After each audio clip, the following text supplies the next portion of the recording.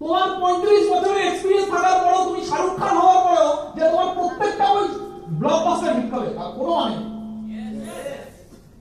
রাজকুমার রাও, যার পিছনে কোনো গডফাদার নেই, বলিউডের একটা বিশাল বড় অ্যাক্টর, যার প্রথম বই ছিল সুশান্ত সিং রাজপুতের সাথে যারা ডেবিউ করে, রাজকুমার রাও, যার পিছনে কোনো বলিউডের কোনো গডফাদার নেই, কোনো সোর্সেস নেই, অ্যাক্টিং স্কিলের দমে রাজকুমার রাওয়ের লাস্ট বই স্ত্রী 2, ইয়েস স্ত্রী 2 শাহরুখ খানের জওয়ানকে টক্কর দিয়েছে, মানে টপ মোস্ট রেভিনিউ করেছে বলিউড ইন্ডাস্ট্রিতে, টপ মোস্ট রেভিনিউ কার? রাজকুমার রাওয়ের। কিন্তু এই রাজকুমার রাও যখন আমি ব্যাকগ্রাউন্ড দিচ্ছি, লাস্ট 10 বছরে যে বড় বই করেছে সব ফ্লপ, 10 বছর ফ্লপ, 10 বছর। ও শাহরুখ খানের মতো ফেস ভ্যালু নেই ওর। তার মানে এদের লাইফ যখন তখন এমন জায়গায় চলে যাবে যে এরা জীবনে আর কিছু করতে পারবে না বলিউড ইন্ডাস্ট্রিতে। আর বলিউড ইন্ডাস্ট্রি এতটা কম্পিটিটিভ আর এতটা ইনসিকিউর যে ওখানে যদি কেউ বারবার ফ্লপ খায়, ওখানে পুরো একটা মহলে তাকে নিয়ে একটা প্রেডিকশন করে দেয় যে পনতি, পনতি মানে কি বলে বাংলায়? অপয়া, অপয়া, একে নিলেই ফ্লপ, কারণ ফেস ভ্যালু খারাপ হয়ে গেছে, মার্কেট খাচ্ছে না, তাহলে এখানে নেওয়া যাবে না। যদি কোনোদিন কোনো লাখের মাধ্যমে ওকে কেউ নেয় আর ওই বইটা হিট খায়, তারপর আবার সবাই নেওয়া শুরু করতে পারে, কিন্তু আদারওয়াইজ নেবে না। হ্যাঁ, সালমান খান 10টা বই ফ্লপ করে দেবে, কারণ সালমান খান একটা ফেস ভ্যালু অলরেডি হয়ে গেছে 25-30 বছরে। রাজকুমার রাও হবে না, কিন্তু এই রাজকুমার রাও 10 বছরের প্রত্যেকটা বই 90% বই ফ্লপ, কিন্তু লাস্ট বই ভগবান দিয়েছে, ছাপ্পা পাঠিয়ে দিয়েছে। এটা কি কথা বলে যাচ্ছে? তো এই লালু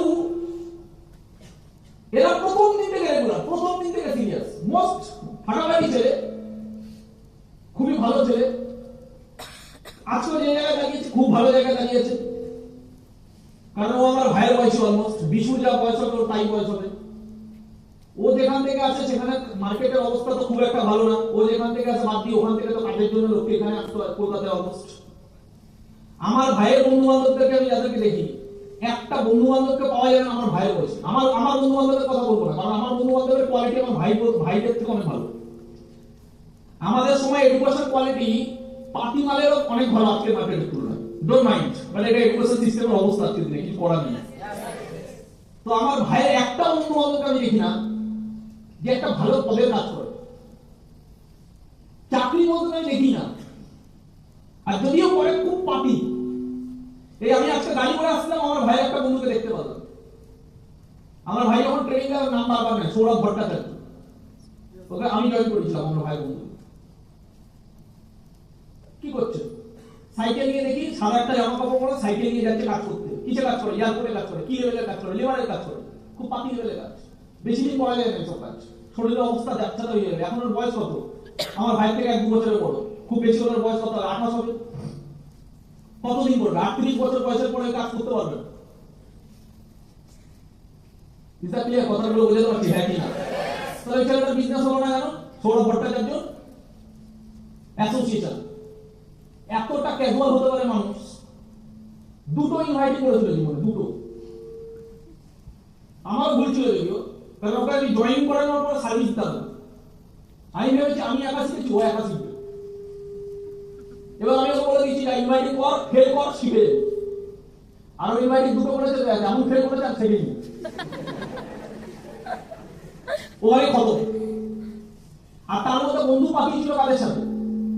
স্মার্ট ভ্যালিতে জয়েন করা এমন কিছু আমারই টিম ছিল, তাদের সাথে বন্ধু বান্ধব পাঠিয়েছে যারা মানে ফুকরে বাজ যাকে বলে, সবসময় ধাক্কা যাচ্ছে, সবসময় মজা, সবসময় ক্রিকেট, সবসময় ফুটবল, রোনাল্ডো রোনাল্ডো। মাতামাতি কি নিয়ে? ফিউচার নিয়ে কোনো মাতামাতি নেই, স্মার্ট ভ্যালি নিয়ে কোনো মাতামাতি নেই, রোনাল্ডো ফুটবল। কোথায় কোনায় দাঁড়িয়ে বিড়ি ফুকবে। আমি দেখতাম, নিজের চোখের সামনে দেখতাম সব।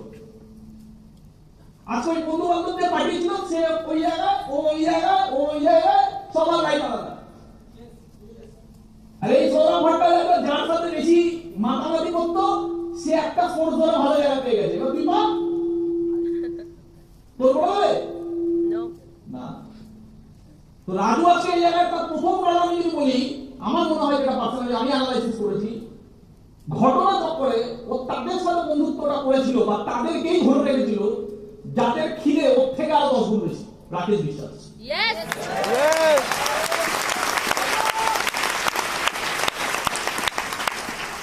রাজু কিন্তু অন্য কেউ ধরতে পারতো, আরো 5 জনকে ধরতে পারতো, আরো 5 জনের সাথে মিশতে পারতো। বলে না, যেমন তুমি হবে তুমি তেমন মানুষকে অ্যাট্রাক্ট করবে।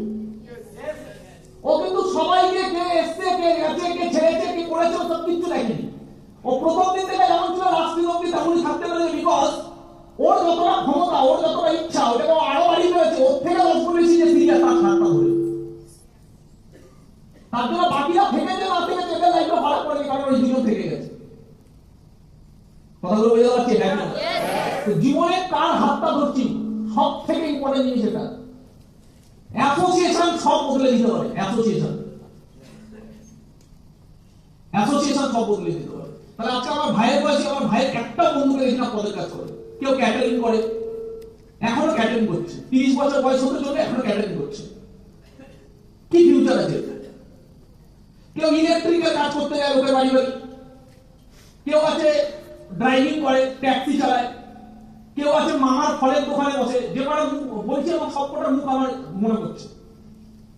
মামার ফলের দোকানে বসে, এই যে মামার ফলের দোকানে বসে আমার ভাইয়ের থেকে ভাই বয়সী, রাস্তায় যখন আমাকে দেখতো তুই দামানি করে আমাকে কাটতো।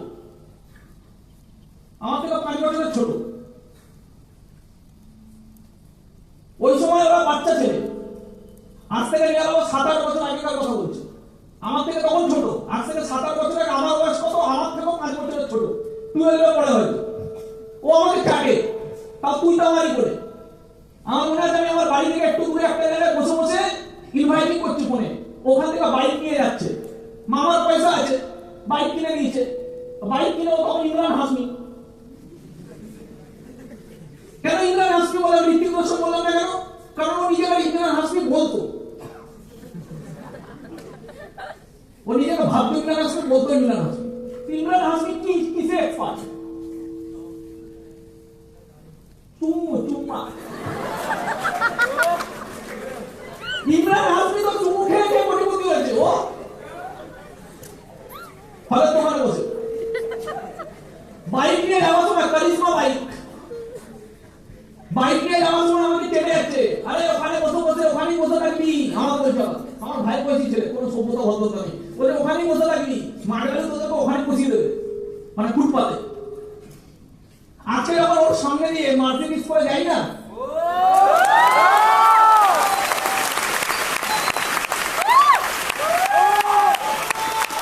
ওর সঙ্গে দিয়ে যখন ওর ফলের দোকানের পাশে মার্কেটিং করে যাই না, এভাবে তাকায় না, তখন মনে হয় যে জীবনের টাকা একদিকে, মার্কেটিং একদিকে, কিন্তু চাটার মতো লোক যদি না থাকে মার্কেটিং কোনো ভ্যালু নেই।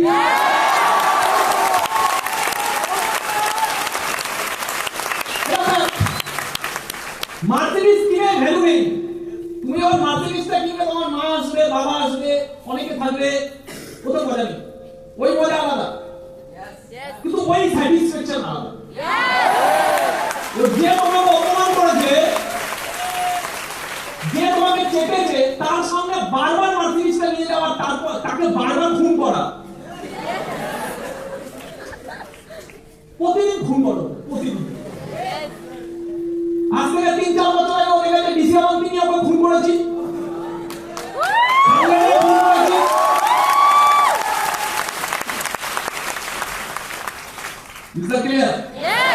লোক মরে গেল না, আমাকে কেটে দিচ্ছে। আরে এটা থাকা দরকার আছে, আছে কি নেই? আচ্ছা, অবশ্যই আছে। তো সবারই কিছু না কিছু ইতিহাস আছে, সবাই একটা লেভেল সবাইকে পার করতে হবে।